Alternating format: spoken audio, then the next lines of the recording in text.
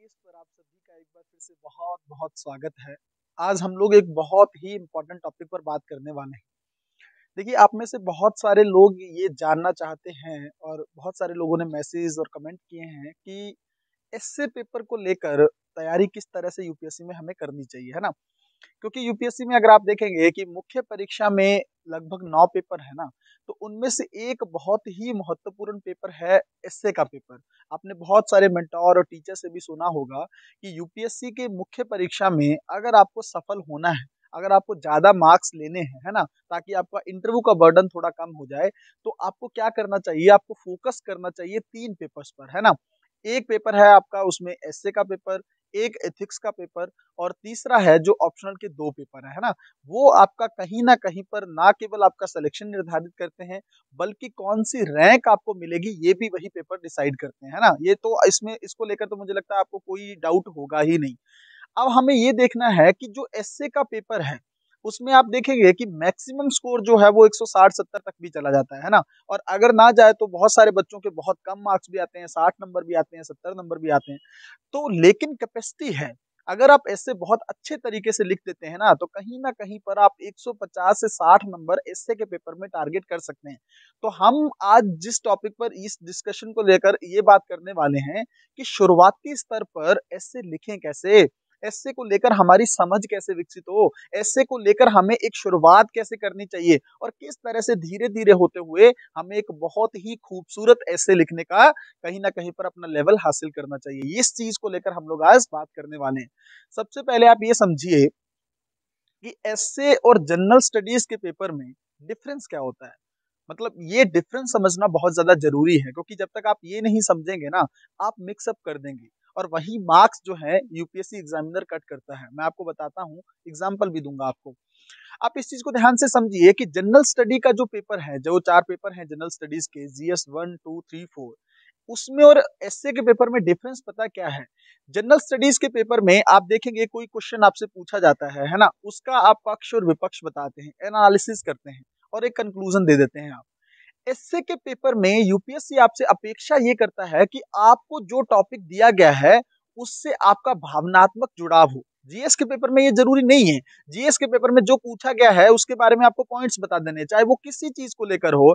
बाढ़ को, फ्लड को लेकर क्वेश्चन पूछा गया है, उसके प्रो और कॉन्स आप बता देंगे, कंक्लूड कर देंगे चीजों को लेकर, है ना? डिजास्टर मैनेजमेंट को लेकर किसी चीज को पूछा गया है, इतिहास को लेकर, प्लासी के युद्ध को लेकर कोई चीज पूछी गई है, पानीपत के युद्ध को लेकर पूछा गया है, तो जो कारण रहे हैं वही कारण बताएंगे आप। अपनी तरफ से तो कुछ कारण नहीं बता सकते ना।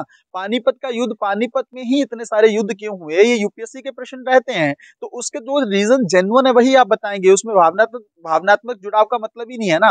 लेकिन एसए के पेपर में यूपीएससी आपको एक बिल्कुल आप पर छोड़ देता है कि आपको मैंने एक टॉपिक दे दिया है, हम लोग कुछ एग्जांपल भी देखेंगे एसए को लेकर, बट आप शुरुआत से ये समझिए, बिल्कुल अच्छे से समझने की कोशिश करिए कि एसए के पेपर में और जनरल स्टडीज के पेपर में डिफरेंस ये है कि यूपीएससी ने आपको 1500 वर्ड दे दिए कि आप इसमें बहुत अच्छे से लिख दीजिए और लिखिए ये चीज आप कि आप उस टॉपिक से भावनात्मक जुड़ाव रखते हैं। मैं आपको एक एग्जांपल दूंगा। हमारे एक मित्र थे, उन्होंने यूपीएससी में लगभग 165 मार्क्स एसए में लिए। तो मैंने उनसे पूछा था कि आपने ऐसा क्या लिखा है एसए में? तो उन्होंने ये बताया कि क्वेश्चन पूछा गया था किसानों को लेकर, भारतीय किसान की जो अभी दुविधा है या उसकी जो स्थिति है उसको लेकर, दयनीय स्थिति कई बार भारतीय किसान की देखने को मिलती है, इसको लेकर क्वेश्चन पूछा गया था। तो उन्होंने बोला कि मैंने शुरुआत ही इस चीज से की कि मेरे देश की धरती सोना उगले उगले हीरा मोती, ये गाना हम लोगों ने बहुत बार सुना होगा। इस चीज से ये 2 लाइनें लेकर उन्होंने क्या शुरुआत की? उन्होंने ये शुरुआत की कि भावनात्मक जुड़ाव को प्रस्तुत कर दिया पहली ही लाइन में। और वो बोले कि मैं पूरे ऐसे में इतना इमोशनल हो गया था, मुझे लग रहा था कि कहीं ना कहीं पर मेरे, क्योंकि वो खुद किसान के बेटे थे, तो उनको लगा कि मैंने वो उस दर्द को बयां कर दिया जो किसान सच में फेस करता है। अब सोचिए, यही तो डिफरेंस था। 165 मार्क्स ऐसे में बहुत ज्यादा मार्क्स होते हैं ना, वो भी हिंदी माध्यम में लाना बड़ी बड़ी बात थी। तो मैं आपको एक चीज बताना चाहूंगा, सबसे पहले जो डिफरेंस मेन है वो जनरल स्टडीज के पेपर को ऐसे की तरह मत लिखिए, ना ही ऐसे के पेपर को जनरल स्टडीज की तरह लिखिए। अगर आप ये गलती करेंगे, मान लीजिए बहुत सारे लोग ये भी बोलते हैं कि जैसे मान लो ऐसे का टॉपिक दे दिया आपको, है ना, उसमें आप कई तरह के हर आयाम को टच करें। राजनीतिक आयाम क्या है, ऐतिहासिक आयाम क्या है, आर्थिक आयाम क्या है, अंतरराष्ट्रीय संबंधों के दृष्टिकोण से आयाम क्या है, वो अच्छी बात है। ऐतिहासिक या कोई भी चीजें हैं, डिजास्टर मैनेजमेंट को लेकर आयाम है, तो वो सब आयाम आप बताएं, अच्छी बात है।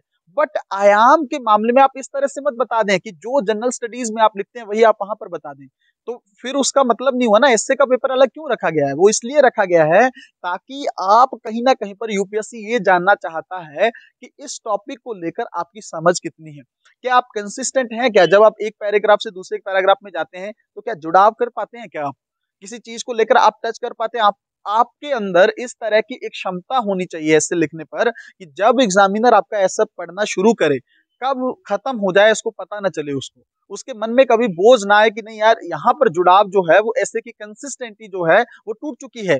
ठीक है, ऐसे का जुड़ाव खत्म हो चुका है, अगले पैराग्राफ में कुछ और लिख रहे हैं हम, पहले पैराग्राफ में हम कुछ और लिख रहे हैं, या बीच में हम टॉपिक से भटक चुके हैं, तो एग्जामिनर आपको मार्क्स कहां से देगा, है ना। तो अब हम लोग ये देखते हैं कि यूपीएससी एसए को लेकर आप लोगों ने बेसिक डिफरेंस समझा।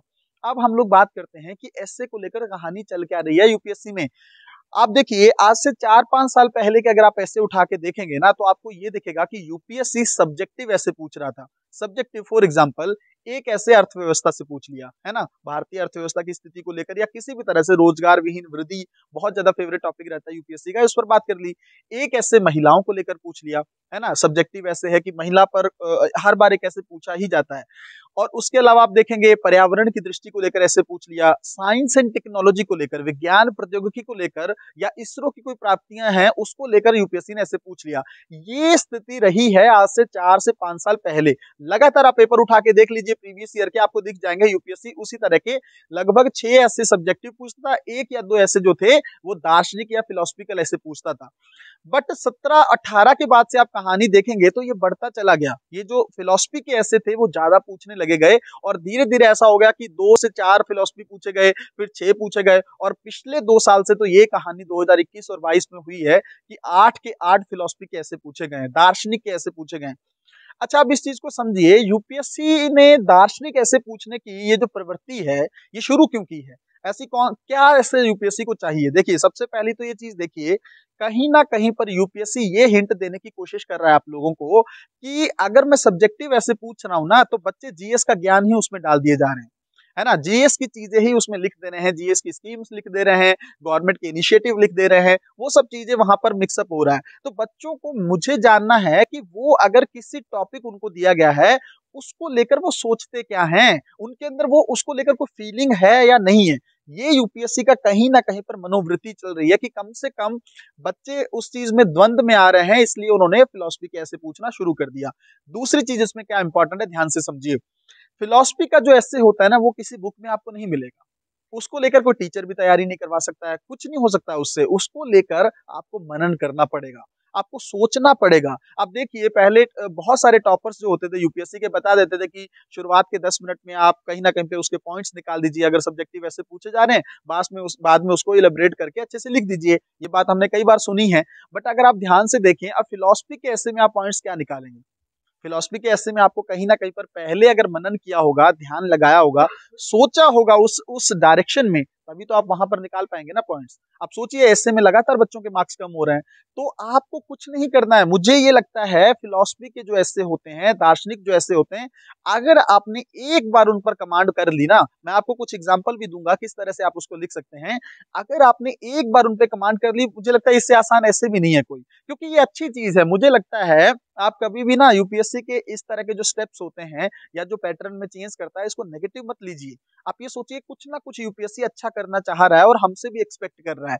आप ये देखिए कि इस तरह के ऐसे लिखने से ना आपका माइंड का जो लेवल है, आप कहीं ना कहीं पर ये ओपन होता है, आप सोचने पे मजबूर होते हैं, और आप बहुत ही खूबसूरत जो हिस्टोरिकल एग्जाम्पल है, ऐतिहासिक उदाहरण है वो देते हैं, क्योंकि आप जीएस का ज्ञान उसमें नहीं डाल रहे हैं, आप कुछ ऐसी चीजें डाल रहे हैं जो प्रैक्टिकल तौर पर ऐतिहासिक दृष्टिकोण से हो चुकी हैं, उसके एग्जाम्पल्स आप कोट कर रहे हैं, साहित्य की कुछ लाइनें आप कोट कर रहे हैं, कहीं ना कहीं पर आप टच करने की कोशिश कर रहे हैं उन चीजों को जो यूपीएससी आपसे चाहता है ना। तो इसको पॉजिटिव डायरेक्शन में ले, पर अब इसकी तैयारी कैसे करें? सबसे पहले आप ये देखें कि किस तरह के फिलोसफी के ऐसे पूछे जा रहे हैं, कुछ कुछ एग्जाम्पल हम लोग देखते हैं ताकि आपको चीजें बहुत अच्छे से क्लियर हो जाएं। सबसे पहला आप एग्जाम्पल 2022 का ही देख लीजिए जो यूपीएससी मेंस में पूछा गया है। एग्जाम्पल ये है, ध्यान से समझिएगा टॉपिक को। बंदरगाह जो है, हम जानते हैं कि पोर्ट जो होता है जहां पर समुद्री जहाज रुकते हैं, यूपीएससी की लाइन ये थी ऐसे में कि जहाज बंदरगाह के भीतर जहाज सुरक्षित होता है ना, लेकिन वो इसके लिए तो बना ही नहीं है। अब ये टॉपिक है, क्या इस टॉपिक को किसी बुक से प्रिपेयर कर सकते हैं आप? इस टॉपिक को क्या कोई भी एक आपको पॉइंट्स बता सकता है? बट आप समझ सकते हैं इसको बहुत अच्छे से। सबसे पहले टॉपिक की अंडरस्टैंडिंग करें। अब इसको बिल्कुल ध्यान से समझे, बहुत आसान भाषा में। देखिए, जहाज जो होता है वो बंदरगाह के लिए अच्छी बात है। जहाज को बंदरगाह पर जहाज सुरक्षित होता है। वो कैसे? क्योंकि वहां पर उसको पूरी उसकी मरम्मत हो सकती है, वहां पर उसको लहरों का कोई डर नहीं है, वहां पर उसको दुर्घटना का कोई डर नहीं है। होगा क्या एक्सीडेंट अगर पोर्ट पर खड़ा है, अगर वो बंदरगाह पर खड़ा है जहाज, तो क्या आपको लगता है वहां पर उसको कोई किसी तरह की दिक्कत हो सकती है? वो वहां पर खड़ा है। बट आप एक खुद से पूछ के देखिए ये चीज, क्या वो जहाज को सिर्फ बंदरगाह पर खड़े रहने के लिए बनाया है? उस जहाज को किस लिए बनाया है? ताकि वो समुद्र के रास्ते व्यापार कर सके, ताकि वो क्या कर सके, लहरों के जाके टकरा सके। उसको अंदर लहरों से टकराना पड़ेगा, समुद्र के बीच में जाना ही पड़ेगा उसको। अगर वो समुद्र के बीच में नहीं जाएगा तो उसकी वैल्यू क्या है? वो वहां पर खड़ा रहने के लिए थोड़ी ना बनाया है। उसको बनाया इसलिए है ताकि वो अंदर जा सके, वो उससे हमें ट्रेड हो सके, आर्थिक पक्ष या कोई भी चीजें हैं हम उससे व्यापार कर सकें, हमें कुछ सामान भेजना है वो हम भेज सकें।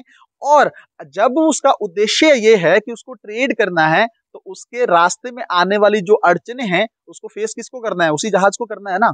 उसी जहाज को करना है। उसके रास्ते में उसको लहरों से भी टकराना है, दुर्घटना भी अगर कोई होती है वहां पर फेस करनी है, रास्ते में मरम्मत को लेकर कुछ चीजें हो जाती हैं, फ्यूल खत्म हो जाता है, बहुत सारी चीजें, वो फेस कौन करेगा? उसी जहाज को करना है। आप जीवन में इस चीज को देखिए ना, क्या आप इस चीज के लिए सिर्फ बंदरगाह पर खड़े रहने के लिए बने हैं?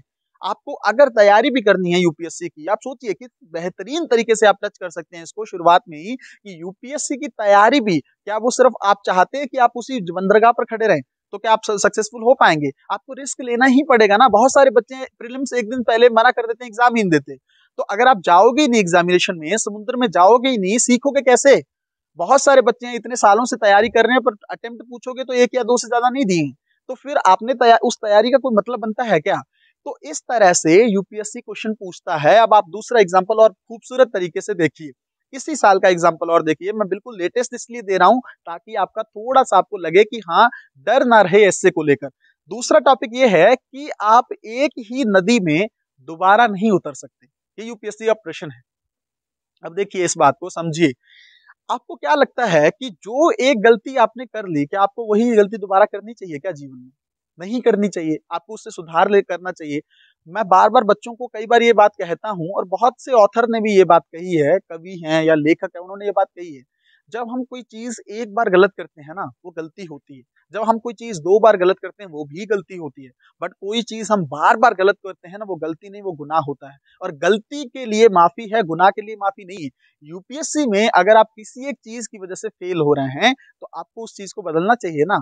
जिंदगी के दौर में अगर कोई चीज ऐसी है, कोई बिजनेस आपने शुरू किया, कोई कारोबार आपने शुरू किया, अगर आप उसमें फेल हो रहे हैं, आपसे वो नहीं चल रहा है, तो आपको उसको बदलना चाहिए कि नहीं बदलना चाहिए? अगर करियर के तौर पर आपने कोई ऐसी चीज शुरू कर दी है जिसमें आप सफल भी नहीं हो पा रहे हैं, और कहीं ना कहीं पर आपका मन भी नहीं लग रहा है, तो क्या आपको वो चीज करनी चाहिए? हाँ, कोशिश जरूर करनी चाहिए। लेकिन जब पता है लगातार असफलता हमें हाथ लग रही है, आईएएस अधिकारी के तौर पर यूपीएससी आपसे क्या एक्सपेक्ट कर रहा है? प्रशासनिक अधिकारी के तौर पर क्या आप जो आपको आपने कोई मान लीजिए कोई पॉलिसी आई, उसको क्रियान्वयन का तरीका आपने पहला कोई अपनाया, बट वो फेल हो गया, दूसरा तरीका अपनाया, फेल हो गया, तो क्या आपको वही तरीका बार बार अपनाना चाहिए? नहीं चाहिए ना।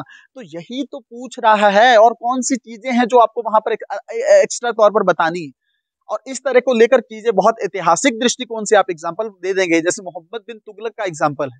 बार बार वही तरीके, वही वही पॉलिसीज लाता गया, तो फेल हुआ कि नहीं हुआ इतिहास के दृष्टिकोण से? तो आपको ये चीजें समझनी है कि इन ऐसे का मीनिंग सबसे पहले आपको समझना है, फिर उस डायरेक्शन में ऐसे को लेके जाना है। एग्जामिनर आपको कहीं से भी मार्क्स नहीं काटेगा। तीसरा एग्जाम्पल और देख लें ताकि डर निकल जाए। जैसे मैं आपको बताता हूँ, पालना झुलाने वाले के हाथों में जिंदगी की बागडोर होती है। कितना खूबसूरत ऐसे यूपीएससी ने पूछा है। फिर से बताता हूं टॉपिक। पालना झुलाने वालों के हाथों में जिंदगी की बागडोर होती है। अब यूपीएससी से क्या पूछ रहा है? बहुत सारे बच्चों को समझ में भी नहीं आया था ये टॉपिक। महिलाओं को लेकर टॉपिक है, माँ को लेकर टॉपिक है। आप समझिए इस चीज को। पालना झुलाती है ना हमारी माँ, बट आप ये सोचिए यूपीएससी ने क्या पूछा, उसके हाथ में जिंदगी की बागडोर होती है। ये कैसे हो सकता है? इसको समझिए। देखिए, माँ जो होती है ना, किसी भी व्यक्ति के जीवन में माँ का योगदान बहुत बड़ा होता है। क्यों बड़ा होता है आप समझिए। बचपन में सबसे पहला वर्ड बच्चा जो है वो माँ पुकारता है। माँ के साथ उसका कहीं ना कहीं पर शारीरिक अटैचमेंट होता है। माँ से वो दूध पीकर बड़ा होता है, माँ के हाथों में वो खेलता है, माँ उसको हर तरफ से कहीं ना कहीं पर सुरक्षा भी प्रदान करती है, बहुत कुछ उसको सिखाती है, सब कुछ चीजें माँ से सीखता है ना वो शुरुआत के स्तर में। पिता से उतना अटैचमेंट क्यों नहीं बच्चा कर पाता है? क्योंकि माँ ने ही तो उसको 9 महीने पेट में रखा है, और वो सब चीजें जो उससे जुड़ी हुई हैं वो माँ ने सही है। तो अगर आप देखें, शुरुआत में अगर माँ बच्चे के अंदर कुछ ऐसे संस्कार डाल दे, कुछ ऐसे नैतिक गुण डाल दे, तो क्या वो बच्चा अपने मार्ग से भटक सकता है क्या? आज भारत में युवा भी हैं, अगर नशे की तरफ जा रहे हैं, या युवा जो है वो रास्ते से भटक रहे हैं, संस्कार खत्म होते चले जा रहे हैं, संयुक्त परिवार की प्रथा टूटती चली जा रही है, माता पिता का सम्मान, क्या दौर आ गया भारतीय कहीं ना कहीं पर समाज में या विरासत में हमारे कौन सी चीजें, कौन से मूल्य आ गए हैं? आप सोचिए, यूपीएससी को ये बोलना पड़ रहा है बच्चों को कि अपने वृद्ध माता पिता की अगर आप केयर नहीं करते हैं तो आप पे हम कहीं ना कहीं पर कानूनी कार्रवाई करेंगे। क्या ये मूल्य थे क्या हमारे? हमारे बुजुर्ग जो हैं या हमारे जो ओल्ड एज पीपल थे एक समय पर, क्या हम उनकी देखभाल नहीं करते थे? भारत का इतिहास क्या कहता है, भारत की संस्कृति क्या कहती है, ये सब चीजें उसमें शामिल थी या नहीं थी? तो अगर वो थी तो इसका मतलब कहीं ना कहीं पर वो मूल्यों से, वो नैतिक गुणों से हम भटकते चले जा रहे हैं। तो हमें वही तो करना है। आप सोचिए, और वो नैतिक गुण भटक रहे हैं तो उसके लिए कहीं ना कहीं पे जिम्मेदार माता पिता हैं। आप समझिए इस चीज को। माँ क्या कर रही है? जॉब करना गलत नहीं है, बट जॉब के साथ बच्चे की जिम्मेदारी से माता पिता का भटक जाना ये गलत है ना? बच्चों को कहीं ना कहीं पर अकेले छोड़ देना, बच्चों को गेमिंग में छोड़ देना, बच्चों पर ध्यान ना देना, उनको कहीं ना कहीं पर ऐतिहासिक कहानियां ना सुनाना, जो पहले परंपराएं थी वो चीजें आज खत्म हो गई ना। और सबसे ज्यादा माँ बात जो है वो बच्चा किसकी सुनता है? अपनी माँ की सुनता है। तो इसलिए यूपीएससी ये एक्सपेक्ट करता है कि अगर माँ जो है वो चाहे तो सब कुछ बदल सकती है, अगर माँ चाहे तो जिंदगी में बहुत व्यापक पैमाने पर बदलाव ला सकती है। और भारतीय समाज हो या किसी भी देश का समाज हो, माँ चाहे तो बहुत कुछ चेंज कर सकती है। तो यही यूपीएससी ने पूछा है। महिलाओं के योगदान को लेकर इसमें नहीं लिख सकते क्या आप? लिख सकते हैं ना अच्छे से। एक और एग्जांपल देख लीजिए। आत्मसंधान की जो प्रक्रिया है, जो सेल्फ डिस्कवरी की प्रक्रिया है, वो बाहरी स्रोतों को प्रदान कर दी गई है। मतलब आप ये सोचिए कि एक समय पर भारतीय इतिहास में, विरासत में ये चीजें रही हैं कि भारत के जो लोग थे कहीं ना कहीं पर स्पिरिचुअलिज्म बहुत ज्यादा थे। स्वामी विवेकानंद ने क्या बोला था पता है आपको? जब वो वहां पर शिकागो में सम्मेलन था, उन्होंने बहुत कम शब्दों में क्या चीज बोली थी जिससे कई देर तक लोगों ने तालियां बजाई थी? उन्होंने यही बोला था ना कि पश्चिम के पास भौतिकवाद है, पश्चिम के पास भौतिकवाद है, पूर्व के पास अध्यात्मवाद है। आप हमें भौतिकवाद दो, हम आपको अध्यात्मवाद देंगे। ऐसे हम लोग जो हाथ से हाथ मिलाकर चलेंगे तब हम सफलता हासिल कर सकते हैं। कितनी बड़ी बात बोली थी। और किस लिए बोली थी? कि भारत जो है एशिया में कहीं ना कहीं पर नेतृत्व करता किस चीज का? स्पिरिचुअलिज्म का, अध्यात्मवाद का। तो एक समय था जब भारत में लोग सेल्फ डिस्कवरी के लिए जंगलों में बैठते थे, गुफाओं में बैठते थे। कोई भी धर्म के लोग हों, बौद्ध धर्म के कठिन कठिन तप करते रहे, खुद से सोचते रहे। सनातन काल का जो धर्म रहा है उसमें लोग बहुत सारे आश्रमवाद और ये सब चीजें करते रहे थे, सेल्फ डिस्कवरी के लिए खुद काम करते थे। आज क्या हो रहा है? सेल्फ डिस्कवरी के लिए टेक्नोलॉजिकल चीजें आउटसोर्स कर दी गई हैं, है ना? तकनीक को समझा दिया गया है, चीजें हम उससे, हम क्या चाहते हैं आज के टाइम में? योग भी हमें कोई करा दे। हमें मैक्सिमम चीजें जो है टेक्नोलॉजी से चाहिए, हमें मशीनवाद हमारी जिंदगी में इतना इंटरफेयर कर चुका है, हम चाहते ही नहीं कुछ चीज करना। घर का कोई काम भी हम नहीं चाहते, सब चीजें मशीन से हो। अपनी चीजें खुद करने वाली जो परंपरा थी, स्पिरिचुअलिज्म की जो परंपरा थी, खुद के अंदर की मैं क्यों इस जीवन में आया हूं, कौन से मेरे लक्ष्य हैं, समाज के लिए, देश के लिए, अपने माता पिता के लिए, और अंत में खुद के लिए मुझे क्या करना है, ये चीजें कब कौन सोचता था? पहले हम खुद सोचते थे, बट आज है क्या इस पे ध्यान? तो यही तो यूपीएससी पूछ रहा है। अब ये 4 एग्जाम्पल से मैं आपको क्या समझाना चाह रहा हूं अंत में? अब अगर मैं आपको कुछ चीजें बताऊं, देखो, सबसे पहले डिफरेंस समझो क्या है ऐसे को लेकर। शुरुआत कैसे करोगे फिर? छोटे छोटे टॉपिक लो। जैसे मान लीजिए आज आप कोई टॉपिक लें, मान लीजिए आपने दिन का रूटीन क्या रहा, उससे शुरुआत करें। आपका घर में आपके परिवार को लेकर आप ऐसे लिखें। आप अपना कोई बेहतर मित्र है उसको लेकर ऐसे लिखें। शुरुआत अगर यहाँ से करोगे ना तो दगा मार नहीं खाओगे। ठीक है, शुरुआत अगर यहाँ से करोगे, अगर सीधा एडवांस में चल लो अभी से मेरे कहने पे आज ही फिलोसफी लिखने लगोगे तो पछताओगे। दिक्कत, स्टेप बाय स्टेप चीजें चलोगे तो ऊंचाइयों पर पहुंचोगे। अगर सीधा कूदने की कोशिश करोगे तो चोट खाओगे। ये बात बात मैं हर टॉपिक में और हर वीडियो में आप लोगों को बोलने की कोशिश करता हूं। अब समझिए, शुरुआत करें बेसिक टॉपिक से। अपने रूम के बारे में लिखें, अपने दोस्तों के बारे में लिखें, अपने माँ बाप के बारे में लिखें, क्या सोचते हैं, आईएएस क्यों बनना चाहते हैं इसके बारे में लिखें। ज्यादा मत लिखें, 2-2 पेज का ऐसे लिखना शुरू करें। फिर धीरे धीरे करके इसका लेवल बढ़ाएं। है ना? फिर कोशिश करें सब्जेक्टिव ऐसे शुरुआत करें। फिर इस तरह के बेसिक ऐसे जब अच्छे खासे लिख लेना 30-40, फिर आएँ आप थोड़ा सब्जेक्टिव ऐसे पे। जो मैंने पहले कहा कि यूपीएससी की प्रवृत्ति थी, अर्थव्यवस्था को लेकर कुछ लिख सकते हैं, अंतर्राष्ट्रीय संबंधों को लेकर कुछ लिख सकते हैं, जैसे भारत-चीन संबंध है, इसको लेकर इस तरह से सब्जेक्टिव ऐसे प्रिपेयर करें। तीसरे लेवल पर फिर जो अंत लेवल है, फिर आ जाएँ आप फिलॉसफी के लेवल पे। उसके लिए जो मैं आपको चीज़ें बताना चाहता हूँ, मैं इसको लेकर और डिटेल में हम लोग बात करेंगे कि फिलॉसफी के ऐसे को आपको डील कैसे करना है। वैसे मैंने यूपीएससी मेंस 2022 जो हुआ है उसका डिस्कशन कर रखा है। आप लोग एक बार उसको देख लेंगे तो आपको बहुत 8 के 8 ऐसे मैंने पूरे अच्छे से एक्सप्लेन कर दिए आपको और ये भी बता दिया है कि आने वाले मेंस में आप कैसे चीज़ों को हैंडल करेंगे। वहाँ से आप वो देखेंगे। दूसरी चीज़ आप इस चीज़ को लेकर ध्यान में रखेंगे कि अभी आगे और वीडियोज़ इस चीज़ को लेकर मैं बना दूँगा कि फिलॉसफी का जो एस्से है, उसको लेकर आपको कैसे काम करना है। बट शुरुआती स्तर पर 2 स्टेप जो बताए हैं, पहले बेसिक एस्से लिखें, फिर उसके बाद सब्जेक्टिव एस्से लिखें। फिर तीसरे लेवल पर हम फिलॉसफी के एस्से पे काम कर लेंगे।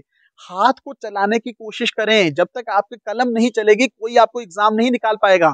मेंस में मैं आपको गाइड कर सकता हूँ, मेंटर कर सकता हूँ चीज़ें, बट आपको लिखना खुद है वहाँ पे जाके। तो हाथ नहीं चलाओगे, इसको प्रैक्टिस नहीं करवाओगे, तो वहाँ पे जाके लिखोगे कैसे? एग्ज़ामिनेशन में जाके एक बात मुझे बताइए, यूपीएससी का एग्ज़ामिनर आपके पास बहुत ज़्यादा ज्ञान हो, आपको जज कहाँ से करेगा वो? आपको जज सिर्फ़ और सिर्फ़ आपकी जो 9 किताब कॉपीज़ वहाँ जाएँगी, जो 9 पेपर आपके कॉपीज़ बुकलेट जाएँगी, उससे जज करेगा ना वो, कि आपके पास क्या है नॉलेज। आपके पास भरपूर नॉलेज हो बट आपने वहाँ पर लिखा नहीं तो उसका मतलब क्या हुआ? पास हो पाएँगे क्या? एग्ज़ामिनेशन पॉइंट ऑफ बार-बार मैं क्यों ये वीडियोज़ बनाता हूँ या आप लोगों को हर टॉपिक इम्पोर्टेंट समझाने की कोशिश करता हूँ, एग्ज़ामिनेशन पॉइंट ऑफ व्यू को ध्यान में रख कर तैयारी करें। सिर्फ इधर-उधर चीज़ें भटकेंगे, ज्ञान लेने के लिए पूरी ज़िंदगी है, अभी सिलेक्शन लेना है, इस पे काम करना है, ठीक है? तो एस्से को लेकर जितनी इम्पोर्टेंट चीज़ें थी, मैंने आप लोगों के साथ शेयर किए हैं, आप इस तरह से शुरुआत करें। धीरे-धीरे हम लोग कोशिश करेंगे कि फिलॉसफी के जो एस्से हैं, उसको हम किस तरह से डील कर सकते हैं, कुछ एग्ज़ाम्पल्स मैं आप लोगों को क्लास में भी करवा दूँगा, कुछ सारी चीज़ें हम लोग लाइव डिस्कशन में भी देख लेंगे, तो इसको लेकर निश्चिंत रहें, बट शुरुआत करें। अब इसके लिए रुके ना, लगातार कोशिश करें कि हर संडे आप एस्से लिखें। जो बच्चों का टाइम है वो जिनका अगले साल ही देना है उनको तो थोड़ी स्पीड बढ़ानी चाहिए, हफ्ते में 2 ऐसे लिखने चाहिए। बट जो बच्चे अभी 2024 देना चाह रहे हैं, 25 देना चाह रहे हैं, वो कम से कम संडे को एक ऐसे ज़रूर लिखें। शुरुआत ऐसे करें, फिर सब्जेक्टिव ऐसे लिखें, फिर फिलॉसफी के। ये स्टेप बाय स्टेप हमें चलना है, ठीक है? तो एस्से को लेकर मुझे लगता है आप लोगों की कुछ दुविधा दूर हुई होगी। आप लोग इसको लेकर थोड़ा-सा अच्छे से काम शुरू कर दें। आने वाले टाइम में हम लोग कुछ एस्से की वीडियोज़ और ज़्यादा शूट कर लेंगे, जिससे आप लोगों की एस्से की तैयारी जो है वो बहुत बेहतरीन तरीके से हो जाए। ठीक है? तो अपनी तैयारी बहुत अच्छे तरीके से आप लोग करते रहें। मिलते हैं अगली वीडियो में, तब तक अपना ध्यान रखें। बहुत-बहुत धन्यवाद।